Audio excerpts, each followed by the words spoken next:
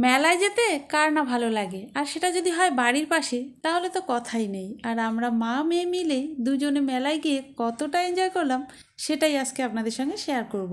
Hello friends, Limas kitchen and blog চ্যানেলের আরও একটি নতুন ভিডিওতে সবাইকে স্বাগত। ভিডিওটা কয়েকদিন আগের করা, কিন্তু কয়েকদিন ধরে আমি এতটাই ব্যস্ত ছিলাম যে সময় মতো রান্না খাওয়াই করে উঠতে পারছিলাম না। আর ভিডিওতে ভয়েস দেবো কি, আর মেলার অরিজিনাল সাউন্ড দিয়ে যে ভিডিও দেবো সেটারও উপায় ছিল না, কারণ মেলায় মিউজিক বাজছিল।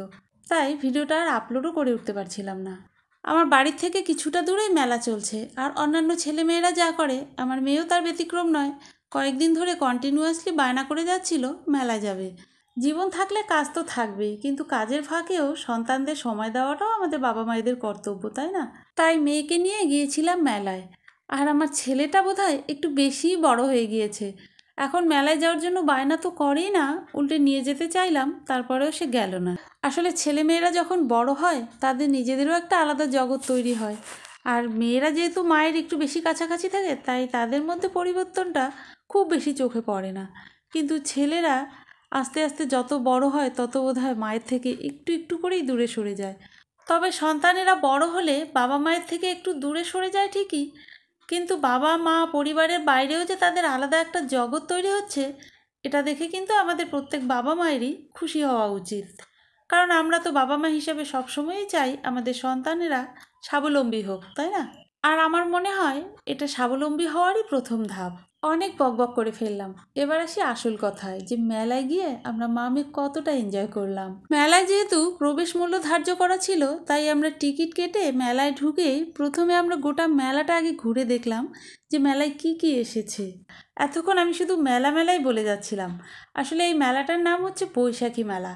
আর বৈশাখ মাসে শুরু হলেও এই মেলা জ্যৈষ্ঠ মাস জুড়েও চলে। আমাদের মা মেয়ের কাছে এই মেলার অন্যতম আকর্ষণ হলো স্পেশাল কুলফি, যেটা রাজস্থানী কুলফি নামেই পরিচিত। আমরা দুজনে মিলেই খুব মজা করে কুলফি খেলাম। তারপর মেয়ে আবার যথারীতি বায়না শুরু করলো নাগরদোলায় উঠবে। কিন্তু সত্যি বলতে কি, নাগরদোলায় উঠতে না আমার এখন বেশ ভয় ভয়ই করে। আগে কলেজে পড়ার সময় কত নাগরদোলায় উঠেছি, তখন কিন্তু ভয় করতো না। আসলে এটা হয়তো বয়সেরই ধর্ম হবে। তবে মেয়ে কিন্তু আমার অবুঝ নয়। প্রথমে বায়না করলেও পরে আমি আপত্তি করার পরে সে কিন্তু আর একবারও বলেনি যে নাগরদোলায় উঠবো। বরং আমরা দুজনে মিলেই ঠিক করেছিলাম যে পাশে আরেকটা অন্যরকম রাইড ছিল, যেটা নৌকোর মতো দেখতে, সেটাতেই উঠবো। আসলে দুধের স্বাদ ঘোলে মেটানো আর কি। সত্যি বলতে কি, এই বয়সের ছেলে মেয়েদের কাছে মেলা মানেই নাগরদোলায় ওঠা, আইসক্রিম খাওয়া, ফুচকা খাওয়া, এটাই স্বাভাবিক। আর মেলায় ঘুরতে এসে একটা রাইডেও যদি উঠতে না পারে, মুখে হয়তো কিছু বলবে না, কিন্তু মনে মনে তো ওর খারাপ লাগবেই, তাই না? আর আমাকে ছেড়ে একা একা যে কোনো রাইডে উঠবে সেটাতেও রাজি হচ্ছিল না, তাই এই রাইডটাতে উঠতেই রাজি হয়ে গেলাম। তবে প্রথম দিকে একটু ভয় ভয় লাগলেও পরের দিকে কিন্তু বেশ এনজয় করেছিলাম। এরপরে কিছু কেনাকাটা করে তারপর বাড়িতে ফিরেছিলাম, কিন্তু এত কিছু ভিডিওতে দেখাতে গেলে ভিডিওটা অনেক বড় হয়ে যাবে, তাই সব কিছু দেখানো সম্ভব নয়। তবে একটা স্পেশাল জিনিস না দেখালেই নয়। এই যে মেয়ের হাতে দেখতে পাচ্ছেন, এটা হচ্ছে কুল্লার পিৎজা।